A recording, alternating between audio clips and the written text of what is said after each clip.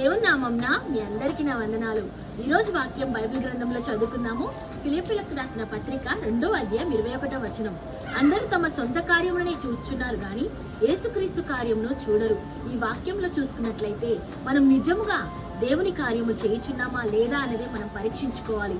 ఈ లోకంలో కూడా ప్రభు అయిన యేసుక్రీస్తు తండ్రి చిత్తమును నెరవేర్చి ఆయన యొక్క కార్యములను చేసి ఆయన సంతోష పెట్టాడు.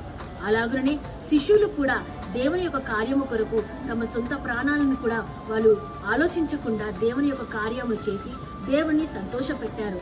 మనము కూడా మన జీవితంలో మన ఉద్యోగ పరంగా కానీ మన బిజినెస్ పరంగా కానీ ఎంతోగానో మనం ప్రయాసపడి వాటి కొరకు మనము పోరాడుతూ ఉంటాము. కానీ దేవుని యొక్క కార్యమును కూడా మనం చేయాలని ఈరోజు దేవుడు జ్ఞాపకం చేస్తున్నాడు.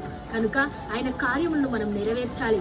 ఆయన మనకిచ్చిన రక్షణను మనం కాపాడుకుంటూ నేర్చుకున్న వాక్యమును ప్రకారం నడుచుకుంటూ ఇతరులకు ఆయన సువార్తను బోధిస్తూ ఆయన కార్యమును నెరవేర్చేయాలని సంతోషపెట్టే బిడ్డలుగా మనం ఉండాలని కోరుకుంటున్నాను. ఈ చిన్ని వాక్యం దేవుడు దీవించిన గాక. ఆమేన్.